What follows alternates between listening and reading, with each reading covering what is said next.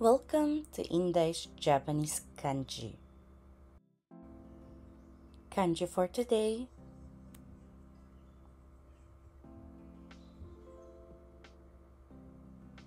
Level N3. それでは、ジェイクさんよろしくお願いします。よろしくお願いします。よろしくお願いします。I-challenge niyo po yung sarili niyo or ipakita ko na po yung daway niyo pong basahin? No clue po eh. No clue. Okay po. Go po tayo. Ginagamit po siya as? Ro. Hay. Ano po ang ro? Ginagamit po siya as? Kuro. Hay. Ano po ang kuro? Kuro is parang narinig ko na to. Hardship, parang ganun. Hardship. Paghihirap. Hay. Paghihirap po siya. Ano po? Hay. Ngayon, wala. If suru form po ito, pag sinabi pong kuro, paghihirap, isa po siyang noun. Hay. Ngayon, pag linagyan po siya ng suru, magiging verb na po siya. Ibig po sabihin na po nun, maghihirap. Maghihirap po. Hay. Maghihirap na po siya. Hay. Ginagamit din po siya as? Ay, rodosya. Rodosya. Ano po ang rodosya? Wala pong clue. Siguro po, halos lahat po dito rodosya. Ibig po sabihin is trabahador. Hay. Tayo pong lahat dito. Siguro wala naman po dyan pong minor age po na hindi po nagtatrabaho. Trabahador or worker po in English tulad po ng sinabi ni Iza-san. Hay. So, go po tayo sa next kanji po. Ay, may katanungan po kayo sa kanji na ito? Daijoubu? Yakata desu. Hay, de wa tsugi ikimashou. Pass po. Okay, daijoubu desu. Mari po siyang gamitin as? Ka. O kaya naman po? Kuwaeru. Kuwaeru. Hay. So, 5 strokes po siya at ginagamit po siya as? Sangka. Hay, sangka. Ano po ang sangka? Sangka, parang participant po. Participate pa. Ano po? Hay, so, noun po siya. Hay. Pagsali. So, des Tagalog po, ang noun niya po is pagsali. Ngayon po, pag ginawa po siyang suru form, sangka suru, verb na po siya. So, ano na po ang, sa tingin niyo po, magiging, ano na po siya? Sasali. Sangka suru. So, des sasali. Hay. Ayan. Gumagaling si Jake-san. Hay. Next po natin.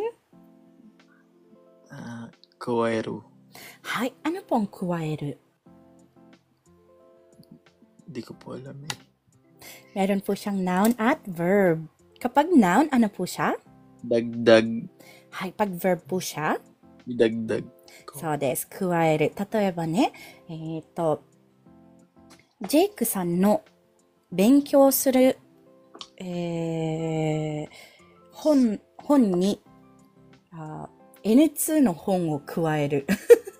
Ibig po sabihin nun, sa libro pong pinag-aaralan nyo ni Jake-san, idadagdag ko ang librong N2. Gambare, Jake-san. Ganun po siya ginagamit. Hay. So, maaari rin po siyang gamitin as? Zoka? Zoka desu. Hay, zoka. Ano po ang zoka? Zoka is... Diba elephant on zoo? Di ko po alam eh. Hay, elephant, iba pong ano yun, kanji yun. Hay, pag sinabi pong zoka is? Pagdami. Hay, isa rin po siyang noun. At suru form din po siya. Pag ginawa po siyang suru form, magiging verb. Ano na po siya in Tagalog? Dumarami. Hay, dadami. Hay, so des. Or dumarami. Dumadami. Zoka suru. Dadami desu ne. Dumadami. Pero parang hindi rin naman mali ang dumarami. Magaling po si Ana Sinay mag Tagalog. Nay, magkaiba po ba na ang dumarami sa dadami? Pareho lang siya, te. Parehas lang po. Dumadami, dumarami. Dumarami. Arigatou gozaimasu. So guys, meron pong katanungan, Jake-san, dito sa kanji na ito? Wala po. Wala pa? Okay po. Salamat po. Sa baba po, meron pong katanungan. Meron ako nakita, te. Ay. Kay, sa dagdag po at refill same po ba? Ano pong same? Sa dagdag daw. Sa dagdag. Iba kasi yung refill, di ba, Ate Inday? Yung pagre-refill na ni Hongo. Refill iba Ano naman po. Nandak na. Okay na. Eh, Sumikaya? Sumekaya po, yung refill din po yun. Depende po kasi po kung ano po yung i-refill nyo, magbabago rin po yung meaning. Pero yung sumekaya pong tinatawag po, refill po siya. Halimbawa po yung shampoo, yung refill po ng shampoo na yun, sumekaya po ang tawag po doon sa refill doon. Hay. Ngayon po pag mga inumin po ulit, kawari na po yun eh. Yung Suika, ate. Sabi ni M2. Ano po? Suika. Suika po, pagdagdag na po yun. Hindi rin po siya refill. Dagdag na po ang meaning niya po. Tatayaba, chumon wo suika suru. Dadagdag ako ng order. Hay. Yung ato kara, yung nag-order na kayo, tapos yung ato kara, na idadagdag nyo, yung idadagdag nyo later on, yun po ang tinatawag na suika. Okay, gozaimasu. Sabi naman ni Happiness Pines, irekaeru wa? Irekae, どういう時に使ってますか? Kasi kung irekae lang po, ang image pong lalabas po sa akin is, papalitan niya yung bagay doon, papalitan niya ng ibang bagay, irekae, to change po. Sabi ni, kailan daw po gagamitin? At hindi ko mabasa yung kanji. Suika Hikari in kuwaeru. Tokyo. Hai. Totoo. Yung kuwaeru, pagdagdag po talaga siya, anytime po, kung halimbawa magdadagdag kayo, yung suika po kasi, kapag mag-order po kayo, suika no order o suru. Kuwaeru po, dadagdagan nyo po. Hindi po kayo na yung ato kara. Pag yung mga later on pong pagdagdag, dinagdagan nyo na, tapos dadagdagan nyo ulit, suika po yun. O kaya dadagdag kayo, halimbawa sa order po, tulad po kanina, suika na po yun. Ngayon yung kuwaeru, dadagdagan nyo, o kaya pwede rin pong lagyan. Pwede rin po, depende po sa sentence, pwede pong lalagyan na ang meaning niya. Pero more on, dagdag po May siya. tanong ako. Hay. Diba, kalimitan po sa kuwaeru, ginagamit yan sa mga ingredients. Lalo na sa mga recipe book. So desu ne. Kalimitan kuwaeru kahit ano. Pagdagdag, so desu ne. Hay. So desu. Tama po. Hay. Mono o kuwaeru. Hay. Lalagyan siya. Parang in addition, to add something. Ganyan na po siya sa English po. Ano po? Hay. Arigatou gozaimasu. Daijoubu desu ka? Meron sila mga kanji sa babati, hindi ko naman mabasa.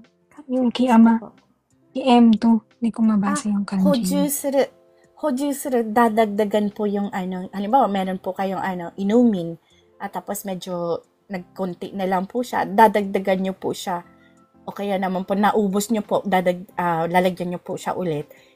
Hoju suru na po. Parang to refill na rin po siya. To refill na rin po ang hoju suru. Hay. At hindi, thank you daw po. こちらこそ。チャオさん、nakakahiya naman po. Kanina pa po si Chao san po nagbibigay ng crystal rose. Ngayon naman po, Akinoha. Honto ni arigatou gozaimasu. 本当に無料なので全然気にしないでくださいね。はい、libre lang po talaga to po. Syempre po kung may, may pinibigay po si Tok Tok pong goal, talagang 嬉しいpo ako na ma-achieve po yun. Pero,本当に、気使わないでください。Pero, syempre po, salamat po. 本当にありがとうございました、さん。はい、それでは、wala na pong gusto pong mag-recite? Wala na pong nag-request? Ate, pag ganyan, yung kasunod na kanji, ilan po yan? 3 po ba? Dalawa na lang po. Isa pong magre-recite na lang po yung Yun na lang po si Kali-chan. もう一度いけますか、Gusto moこれulit? 何が好き？お願いしますね。チョコミントよりもあなた。かわいいありがとう。Salamat po sa pagsakay sa aking joke. ありがとうございます。はい、どうもだ。 Favorite po ng anak ko yun eh.本当かわいいよね。Nag-boom po talaga yun eh. Ang cute-cute kasi. はい。では次ですね。あ、やばい、わかりません。やばい。急に。日本人じゃん。日本人な日本人po yung nyo, yung reaction nyo. はい、こちらはジョーですね。はい、ginagamit po, 11 strokes po siya. Ginagamit po siya as?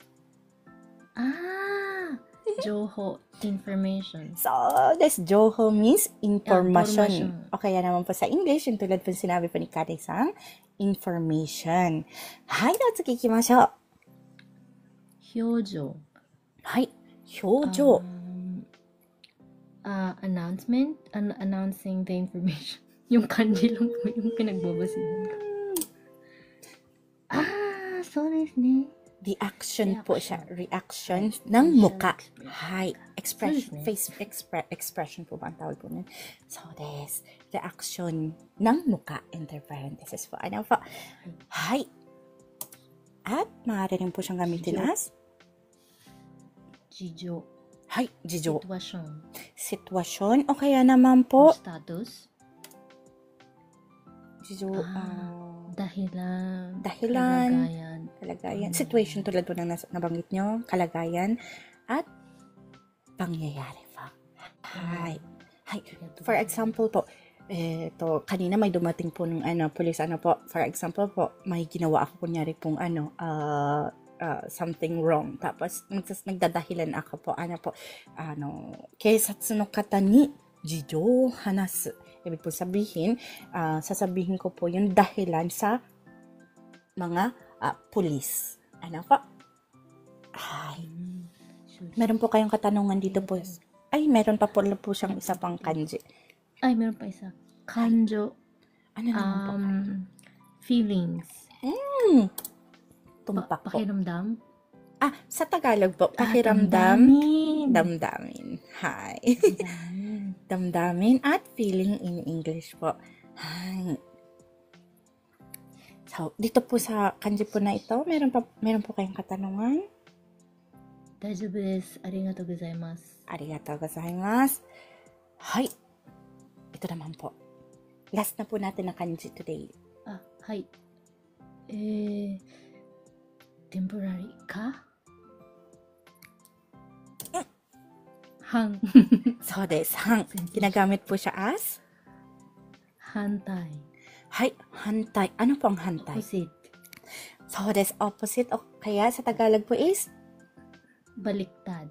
Hay. Ngayon po, ito po ay isang suru form. Pag sinabi pong hantay suru, magiging po siyang isang verb. Ano na po siya sa Tagalog? Kung ang noun niya po is baliktad, ano po siya sa verb? Oppose. Kalabanin. Babalikta. Babaliktarin. Hay, kasi verb na po siya. Ginagawa niya na po. Ano po? Hay, hantay suru, babalikta rin. O kaya, pwede rin po siyang maging meaning na tututol. Hay, tataya. Ayun po yung naisip ko, tututol. Tututol. For example po, yung mga magulang ay tututol sa kasal ng anak nila. Oya ga kodomo no kekkon ni hantay suru. Hay, tututol na rin po ang meaning po niyan. Ano po? So, guys, pag ginawa po siyang verb, meron po siyang iba't ibang klaseng meaning. Kaya ingat po tayo. Hay! Ito po ay cut out from our free entry lesson class. Sa taong 2025, may free entry lesson class po tayo sa TikTok. Tuwing MWF at 8 p.m. Japan time. Kung nais niyo pong sumali, maaari niyo po akong hanapin sa pangalang Inday in Japan o @markinday_in_JP. Please follow me and stalk me sa araw at oras na aking nabanggit. Thank you for watching and please continue supporting me, follow me, and share my videos for more contents. Maraming salamat po. Hanggang sa muli.